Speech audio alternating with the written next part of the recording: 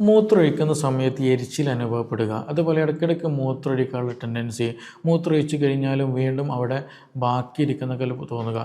ഇത് പലപ്പോഴും സ്ത്രീകളിൽ കണ്ടുവരുന്നൊരു ബുദ്ധിമുട്ടാണ്. ഇത് വേറെ ഒന്നുമില്ല, മൂത്രപ്പഴുപ്പിൻ്റെ ലക്ഷണം അല്ലെങ്കിൽ മൂത്രച്ചൂട് എന്നൊക്കെ ചില നാട്ടിൽ പറയാറുണ്ട്. അപ്പോൾ ഈ മൂത്രപ്പഴുപ്പ് കാരണമായിട്ട് ഒരുപാട് പേര് സ്ത്രീകൾ പ്രത്യേകിച്ച് എന്ത് ചെയ്യാറുണ്ട്, ബുദ്ധിമുട്ടുന്നൊരു വിഷയം കൂടെയാണ്.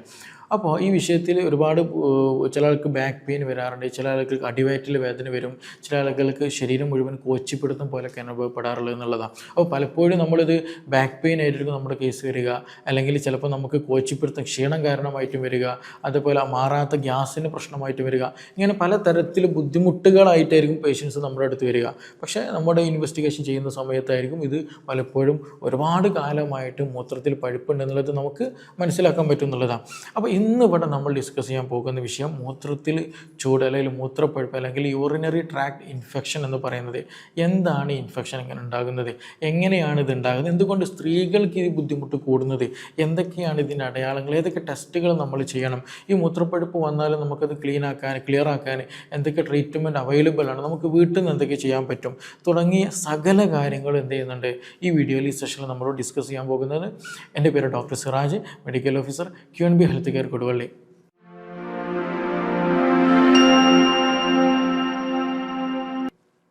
അപ്പോൾ ഈ മൂത്രപ്പഴുപ്പ് കൂടുതലായിട്ട് കണ്ടുവരുന്നത് ആർക്കാണ്? സ്ത്രീകളിലാണ് കണ്ടുവരാറുള്ളത് അല്ലേ. അപ്പോൾ ഇത് വരാൻ പ്രധാനമായിട്ടുള്ളൊരു കാരണം ഏതാണെന്ന് ചോദിക്കുകയാണെന്നുണ്ടെങ്കിൽ, സ്ത്രീകളിൽ മൂത്രം പോകുന്ന മൂത്രനാളിയുണ്ട്. ഈ മൂത്രനാളിയും അതേപോലെ മലം കടന്നു പോകുന്ന ആനൽ റീജിയനും, ഈ രണ്ടിൻ്റെയും ഓപ്പണിങ് എന്താണ്, അടുത്തടുത്തായിട്ട് വരുന്നത്, തൊട്ടടുത്താണ് വരുന്നത്. അപ്പോൾ അതുകൊണ്ട് തന്നെ എന്ത് ചെയ്യും, നമ്മുടെ മലത്തിലൂടെ വരുന്ന പല ബാക്ടീരിയ, എസ്പെഷ്യലി ഈക്കോളി ബാക്ടീരിയയൊക്കെ എന്ത് ചെയ്യും, പെട്ടെന്ന് മൂത്രനാളിയിൽ എത്താനും അവിടെ ഇൻഫെക്ഷൻ ഉണ്ടാക്കാനുള്ള സാധ്യതകൾ വളരെ വളരെ കൂടുതലാണെന്നുള്ളതാണ്. അപ്പോൾ ഇതിൻ്റെ ഒരു അതുകൊണ്ടാണ് എന്ത് ചെയ്യുന്നത്, അനാട്ടമിക്കലി അല്ലെങ്കിൽ ജന്മനാ തന്നെ മൂത്രപ്പഴുപ്പ് ഉണ്ടാകാനുള്ള സാധ്യത ആർക്ക് കൂടുതലാണ്? സ്ത്രീകൾക്ക് കൂടുതലാണ്. പുരുഷന്മാരെ സംബന്ധിച്ചിടത്തോളം മൂത്രനാളി എന്താണ്, അത്യാവശ്യം നീളമുള്ളതാണ്. അപ്പോൾ അതുകൊണ്ട് തന്നെ പെട്ടെന്ന് എന്ത് ചെയ്യില്ല, ഇൻഫെക്ഷനോ കാര്യങ്ങളൊന്നും അവരെ ബാധിക്കില്ല എന്നുള്ളതാണ്. അപ്പോൾ സ്ത്രീകൾക്ക് എന്ത് ചെയ്യും, ഇത് കൂടുതലായിട്ട് വരും എന്നുള്ളതാണ്. പക്ഷേ ഇത് പലപ്പോഴും സ്ത്രീകൾ ഇതിന് നെഗ്ലക്റ്റ് ചെയ്ത് കളയുന്നുള്ളതാണ്. അത് ഇത് വന്നു കഴിഞ്ഞാൽ തന്നെ എന്ത് ചെയ്യില്ല, പെട്ടെന്ന് ട്രീറ്റ്മെൻറ്റ് എടുക്കില്ല എന്നുള്ളത് തന്നെയാണ്. അപ്പോൾ ഇത് വരാൻ ഒരുപാട് കാരണമുണ്ട്. സ്ത്രീകളിൽ വരാനുള്ള കാരണമാണ് ഇപ്പോൾ പറഞ്ഞത്. ഇനി വരാനുള്ള മറ്റ് ചില കാരണങ്ങൾ, വെള്ളം ആവശ്യത്തിന് കുടിക്കില്ല എന്നുള്ളതാണ്. വെള്ളം ആവശ്യത്തിന് കുടിക്കാതെ വരുമ്പോൾ മൂത്രത്തിൽ ഇൻഫെക്ഷൻ വരാനുള്ള സാധ്യത വളരെ കൂടുതലാണ്. കാരണം അവിടെ നമുക്ക് എന്തെങ്കിലും ഈക്കോളി പോലെയുള്ളതൊക്കെ വന്നിട്ടുണ്ടെങ്കിൽ തന്നെ അതിന് ഫ്ലഷ് ഔട്ട് ചെയ്ത് പോകണമെന്നുണ്ടെങ്കിൽ എന്ത് ചെയ്യണം, നല്ല രീതിയിൽ മൂത്രം പാസ് ചെയ്ത് പോകണം. അപ്പോൾ നല്ല രീതിയിൽ വെള്ളം കുടിക്കൽ വളരെ ഇമ്പോർട്ടൻ്റ് ആണെന്നുള്ളതാണ്. 2, ഹൈജീൻ, വൃത്തിയില്ലാത്തതാണ് പ്രധാനമായിട്ടുള്ള പ്രശ്നം. നമ്മൾ ചെറിയ മക്കളൊക്കെ ഉണ്ടെന്നുണ്ടെങ്കിൽ അവർ നിർബന്ധമായിട്ട് പഠിപ്പിക്കണം, സമയത്തിന് നല്ല രീതിയിൽ ക്ലീൻ ചെയ്യണം എന്നുള്ളതും, അതേപോലെ തന്നെയാണ് നല്ല വസ്ത്രങ്ങൾ ധരിക്കണം എന്നുള്ളതൊക്കെ എന്ത് ചെയ്യണം, ഇന്നർ വെയറൊക്കെ നല്ല ക്ലീൻ ഉള്ളത്, നല്ല വൃത്തിയുള്ളത് ധരിക്കൽ വളരെ വളരെ ഇമ്പോർട്ടൻ്റ് ആയിട്ടുള്ള കാര്യമാണ്. ഇല്ലെങ്കിൽ അത് എന്ത് ചെയ്യും, വീണ്ടും ഇൻഫെക്ഷൻ വരാനുള്ള സാധ്യത വളരെ കൂടുതലാണെന്നുള്ളതാണ്. ഇനി മൂന്നാമത് നമ്മൾ ശ്രദ്ധിക്കേണ്ടത്, മൂത്രം പിടിച്ച് വെക്കുന്ന അവസ്ഥ വരിക. അപ്പോൾ മൂത്രം ഒഴിക്കാൻ ഇപ്പോൾ അപ്പുറത്താണ് ടോയ്ലറ്റ്, അല്ലെങ്കിൽ മൂത്രം ഒഴിക്കണമെങ്കിൽ ഇപ്പോൾ ഒരാളുടെ ചോദിക്കേണ്ടി വരൂലേ, അങ്ങനെയൊക്കെ പല കാരണങ്ങൾ വരച്ചിട്ട് എന്ത് ചെയ്യും, മൂത്രം ഒഴിക്കാൻ ടെൻഡൻസി ഉണ്ടായിട്ട് പിടിച്ച് വെക്കുന്ന ഒരവസ്ഥ, അല്ലെങ്കിൽ അങ്ങനെ ഒരു കണ്ടീഷൻ, അതൊരിക്കലും ചെയ്യാൻ പാടില്ലാത്ത. കാരണം നമ്മുടെ മൂത്രസഞ്ചിയിൽ കെട്ടിക്കിടക്കുന്ന ഒരവസ്ഥ വന്നാൽ അവിടെ ഇൻഫെക്ഷൻ വരാനുള്ള സാധ്യത കൂടുതലാണെന്നുള്ളതാണ്. അപ്പോൾ അതുകൊണ്ട് തന്നെ നമ്മൾ പെട്ടെന്ന് വരുന്നല്ല, നമ്മൾ ഒരു ശീലം ചില ആളുകൾക്കുണ്ടാകും, പ്രത്യേകിച്ച് സ്കൂളിൽ പഠിക്കുന്ന, കോളേജിൽ പോകുന്ന, വർക്ക് ചെയ്യുന്ന ആളുകളൊക്കെ ഉണ്ടെങ്കിൽ എന്ത് ചെയ്യും, അതിങ്ങനെ പിടിച്ചു വെക്കും. ബെല്ലടിക്കട്ടെ അല്ലെങ്കിൽ ഇയാൾ പോകട്ടെ എന്നിട്ട് മൂത്രമൊഴിക്കാൻ പോവുക, അതുവരെ പിടിച്ചു വെക്കുന്നുള്ളത്. അപ്പോൾ അങ്ങനെ ഒരു സിറ്റുവേഷൻ ഉണ്ടാകരുത്. അത് മൂത്രത്തിൽ ഇൻഫെക്ഷൻ കൂടും. പിന്നെ നമുക്ക് തീരെ പിടിച്ചു വെക്കാൻ പറ്റില്ല. ഇൻഫെക്ഷൻ വന്നു കഴിഞ്ഞാൽ തീരെ പിടിച്ചു വെക്കാൻ പറ്റില്ല. നമ്മളെന്ത് ചെയ്യും, ജസ്റ്റ് തുമ്മുന്ന സമയത്തോ ചുമക്കുന്ന സമയത്തോ അല്ലെങ്കിൽ സ്റ്റെപ്പ് കയറുന്ന സമയത്തോ വാക്കിങ്ങിൻ്റെ സമയത്തോ പെട്ടെന്ന് മൂത്രം പോകുന്ന അവസ്ഥ വരും, ഇൻഫെക്ഷൻ വന്നു കഴിഞ്ഞിട്ടുണ്ടെങ്കിൽ. അപ്പോൾ അതുകൊണ്ട് എന്തെങ്കിലും ശ്രദ്ധിക്കുക, മൂത്രം പിടിച്ചു വെക്കുന്നൊരു കണ്ടീഷൻ ഒരിക്കലും ഉണ്ടാകരുത് എന്നുള്ളതാണ്. അതേപോലെ തന്നെയാണ് ഈ ഇൻഫെക്ഷൻ കൂടുതൽ വരാറുണ്ട് ഒരു ഹണിമൂൺ പൈലൈറ്റിസ് എന്ന് പറയും. അതായത് വിവാഹം കഴിഞ്ഞ ദമ്പതികൾ എന്ത് ചെയ്യും, ആദ്യമായിട്ട് സെക്സിൽ ഏർപ്പെടുന്ന സമയത്ത്, കൂടുതലായിട്ടും ആദ്യമായിട്ട് സെക്സിൽ ഏർപ്പെടുന്ന സമയത്തും ഈ പറഞ്ഞതുപോലെ മൂത്രപ്പഴുപ്പ് അല്ലെങ്കിൽ മൂത്രച്ചൂട് അല്ലെങ്കിൽ ഇൻഫെക്ഷൻ വരാറുണ്ട് എന്നുള്ളതാണ്. അത് ഒരു സെക്ഷൽ കോണ്ടാക്റ്റിലൂടെ എന്ത് ചെയ്യുന്നതാണ് ചില ആളുകൾക്ക് ഉണ്ടാകുന്നതാണ്. അതൊരു പൊതുവായിട്ട് എന്ത് ചെയ്യാറുണ്ട്, ഹണിമൂൺ പൈലൈറ്റിസ് എന്ന് പ്രത്യേകിച്ച് അതിന് പേരെടുത്ത് പറയാറ് തന്നെയുണ്ട്. അപ്പോൾ സെക്സ് റിലേറ്റഡ് എന്ത് ചെയ്യാറുണ്ട്, സെക്ഷലി നമ്മൾ ബന്ധപ്പെടുന്ന സമയത്തും അതിലൂടെയും ഈ പറഞ്ഞതുപോലെ ഇൻഫെക്ഷൻ വരാനുള്ള സാധ്യത വളരെ കൂടുതലാണെന്നുള്ളതാണ്. ഇനി ഇതിൻ്റെ ലക്ഷണങ്ങൾ ഇതൊക്കെയാണ് കോമൺ ആയിട്ട് നമുക്ക് ഉണ്ടാകാനുള്ള സാധ്യതകളായിട്ടുള്ള. അതേപോലെ തന്നെ ഇമ്മ്യൂണിറ്റി കുറഞ്ഞാൽ എന്ത് ചെയ്യാറുണ്ട്, ഈ ഇൻഫെക്ഷൻ ഇടയ്ക്കിടയ്ക്ക് വരാറുണ്ട്. നമുക്ക് ഗ്യാസ്ട്രിക് ഇറിറ്റേഷൻ ഇടയ്ക്കിടയ്ക്ക് വരുന്നുണ്ട്. IBS പോലുള്ള പ്രശ്നങ്ങൾ, ഇടയ്ക്കിടയ്ക്ക് ശോധന കൂടുതൽ വരിക, ഇടയ്ക്കിടയ്ക്ക് ഛർദ്ദിക്കാൻ വരിക, അങ്ങനെ. അതുപോലെ ഇമ്മ്യൂണിറ്റി വളരെ ലോ ആണെന്നുണ്ടെങ്കിൽ അവർക്ക് എന്ത് ചെയ്യും, പെട്ടെന്ന് ഈക്കോളി പോലെ ബാക്ടീരിയകൾ പിടികൂടാനും പെട്ടെന്ന് ഇൻഫെക്ഷൻ വരാനുള്ള സാധ്യതയും അങ്ങനെ വരാറുണ്ട് എന്നുള്ളതാണ്. അപ്പോൾ ഇനി അതേപോലെ നമ്മൾ ഡിസ്കസ് ചെയ്യുന്ന മറ്റൊരു വിഷയമാണ് എന്തൊക്കെയാണ് ഈ UT വന്നു കഴിഞ്ഞാൽ, മൂത്രത്തിൽ പഴുപ്പ് വന്നാൽ ലക്ഷണങ്ങൾ കാണിക്കുക എന്നുള്ളത്.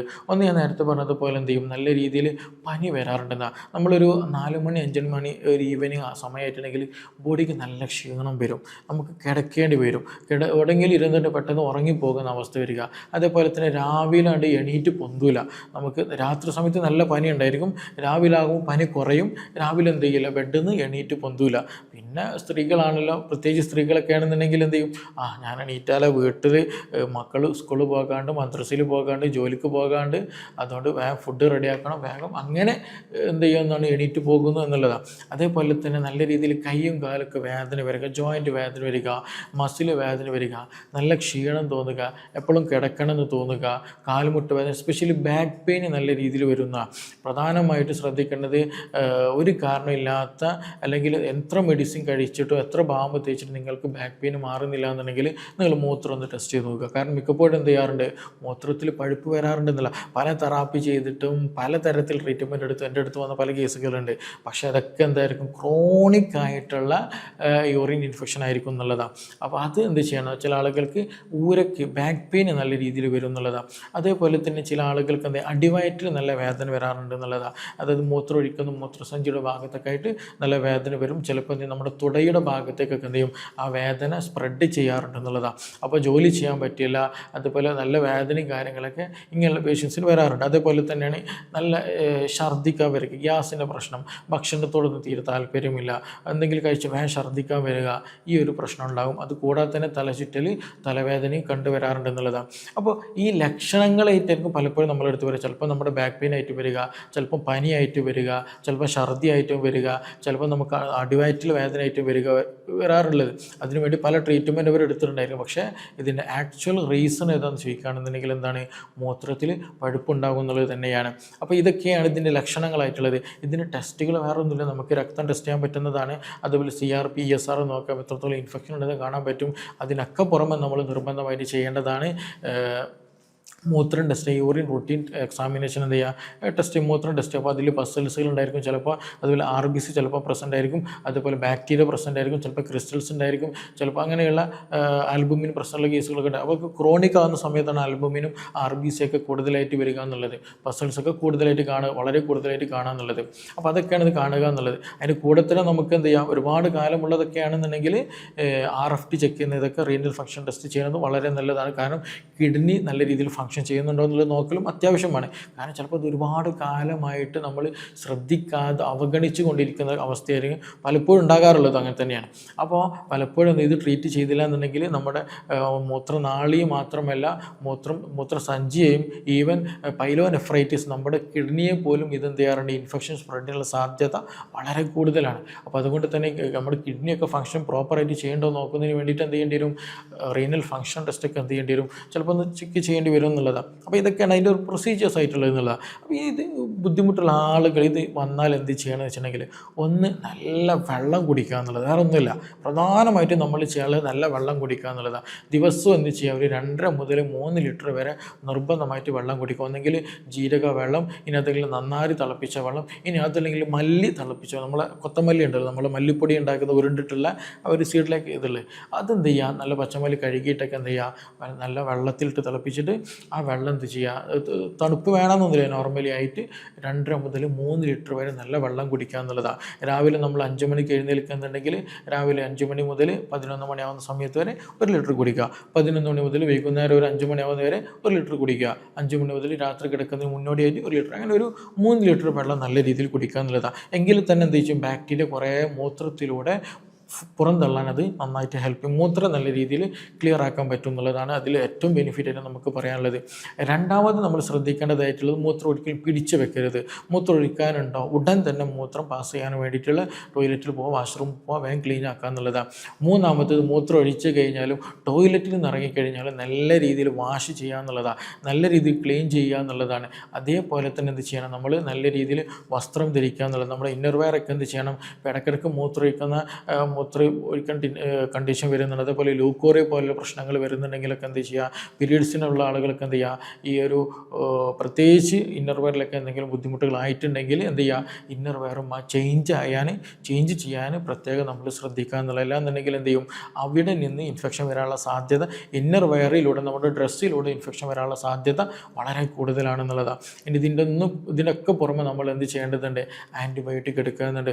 അത് സ്വന്തം ഇഷ്ടപ്രകാരം എടുക്കരുത്, ഡോക്ടറെ കണ്ടിട്ട് മാത്രം നമ്മൾ എടുക്കുക എന്നുള്ളതാണ്. അതുപോലെ കൂവയുടെ വെള്ളം ഉണ്ടല്ലോ, അതൊക്കെ എന്ത് ചെയ്യുക, തിളപ്പിച്ച് കുടിക്കുന്നത് നല്ല മൂത്രച്ചൂടിന് വളരെ നല്ല ആശ്വാസം ഉണ്ടാകുന്നത്. ജീരകവെള്ളം നല്ല ആശ്വാസം ലഭിക്കുന്നതാണ്.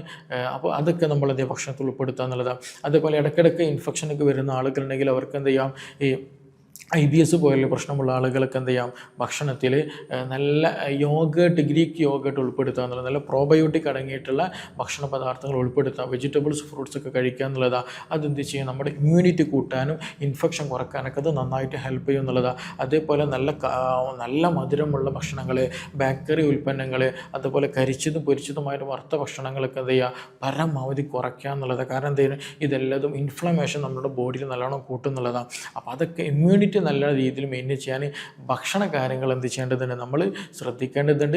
വെള്ളം കൂടിയിൽ നല്ല രീതിയിൽ കൂട്ടേണ്ടതുണ്ട് എന്നുള്ളതാണ്. അപ്പോൾ ഒരുപാട് ആളുകൾക്ക് ഇപ്പോൾ സംശയം ഉണ്ടായിരിക്കും, ഇത് എന്തുകൊണ്ട് കൂടുന്നു, എന്തുകൊണ്ട് മാറുന്നില്ല എന്ന്. ആക്ച്വലി ഇത് നമുക്ക് പൂർണ്ണമായിട്ട് മാറ്റിക്കൊണ്ടു പോകാൻ പോകുന്ന സിമ്പിളായിട്ട് പലരെയും ബാധിക്കുന്ന ഒരു അസുഖമാണ്. പക്ഷേ ഇത് വളരെ സിംപ്ലിസിറ്റി ആയിട്ട് കാണാൻ പാടില്ല. കാരണം എന്താണ്, ഇത് കിഡ്നിയൊക്കെ വരെ ബാധിക്കാനുള്ള സാധ്യതകൾ ഉണ്ട് എന്നുള്ളത് തന്നെയാണ്. അപ്പോൾ നിങ്ങൾക്ക് ബാക്ക് പെയിൻ വരുന്നുണ്ട്, മൂത്രത്തിൽ ഇടയ്ക്കിടയ്ക്ക് മൂത്രം ഒഴിക്കുന്ന സമയത്ത് വേദന വരുന്നു, മൂത്രത്തിൽ കളർ വ്യത്യാസം വരുന്നുണ്ട്, അതേപോലെ തന്നെ അടിവയറ്റിൽ വേദന വരുന്നുണ്ട്, മാറാത്ത കൈകാലുകളിൽ വേദന വരുന്നുണ്ട്, തലവേദന വരുന്നുണ്ട്, ഗ്യാസിൻ്റെ പ്രശ്നങ്ങൾ വരുന്നുണ്ട്, ഇതെല്ലതും എന്താണ്, മൂത്രപ്പഴുപ്പിൻ്റെ ലക്ഷണമാണ്. അപ്പോൾ ഈ ലക്ഷണങ്ങളുണ്ട്, നിങ്ങൾക്ക് മാറുന്നില്ല എന്നുണ്ടെങ്കിലോ, അതുപോലെ ഇതിന് പെട്ടെന്ന് മാറി കിട്ടാൻ എന്തെങ്കിലും കൂടുതൽ ചെയ്യേണ്ടതായിട്ട് കൂടുതൽ അറിയാനൊക്കെ താല്പര്യമുള്ള ആളുകളുണ്ടായിരിക്കും. മൂത്രപ്പഴുപ്പ് വന്നിട്ട് മാറാത്ത ആളുകളൊക്കെ ഉണ്ടായിരിക്കും, അല്ലെങ്കിൽ ഇടയ്ക്കിടയ്ക്ക് വന്നുകൊണ്ടിരിക്കുന്ന ആളുകളുണ്ടായിരിക്കും. അപ്പോൾ അതൊക്കെ ട്രീറ്റ്മെൻറ്റിന് വേണ്ടിയിട്ട് എന്തൊക്കെ ചെയ്യണം, അല്ലെങ്കിൽ വേറെ എന്തെങ്കിലും മാർഗ്ഗങ്ങളുണ്ടോ എന്നൊക്കെ അറിയാൻ താല്പര്യമുള്ള ആളുകളുണ്ടല്ലോ, അവർക്ക് എന്ത് ചെയ്യാം, താഴെ തന്നിട്ടുള്ള നമ്പറിൽ ബന്ധപ്പെടാവുന്നതാണ്. തീർച്ചയായിട്ടും നിങ്ങൾക്ക് അനുയോജ്യമായിട്ടുള്ള നിങ്ങളുടെ ചോദ്യത്തിനുള്ള ഉത്തരം തീർച്ചയായിട്ടും ലഭിക്കുന്നതാണ്. നമുക്കിനി മറ്റൊരു വിഷയവുമായി ബന്ധപ്പെട്ടിട്ട് വീണ്ടും കാണാം. Thank you.